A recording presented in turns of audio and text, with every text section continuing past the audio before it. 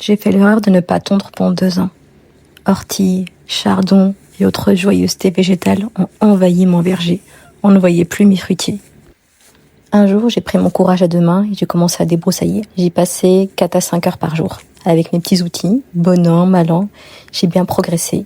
Il me restait 2/3. Mon voisin de 80 ans m'a vu par-dessus le mur et a eu pitié de moi. Il a commencé par me balancer des outils qui m'ont bien aidé. Il voyait que ça n'évoluait pas beaucoup, sous le cagnard en plus. Donc il m'a envoyé son fils qui a fini de couper le dernier tiers, le plus compliqué, car il était vraiment très envahi. 4 jours intensifs, débroussailleuse, tronçonneuse, des heures et des heures de travail après. Et enfin, on pouvait voir le fond du verger et les arbres. Waouh! Cette sensation incroyable d'espace, c'était magnifique. Je me suis même excusée auprès de mon berger. Je suis désolée de t'avoir abandonné. Je ne me laisserai plus jamais envahir. Je ne laisserai plus s'accumuler. Maintenant, la question de l'entretien régulier se pose. Dans un premier temps, j'ai installé mes poules.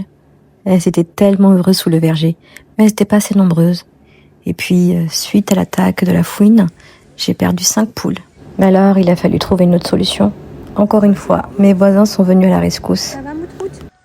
Malgré la promesse que je m'étais faite de ne plus me laisser envahir, eh bien, c'est de nouveau arrivé. Il a fallu trouver une autre solution, autre que la tondeuse, parce que je n'ai vraiment pas le temps et pas l'envie d'y passer mes journées. Je trouve que ce marché est parfait. Les moutons ont de quoi manger pendant un long moment, et moi je suis dispensée de tonte. Moralité, j'ai les meilleurs voisins du monde, et la solidarité n'est pas morte. Et ne vous laissez pas envahir, pensez à faucher de temps en temps.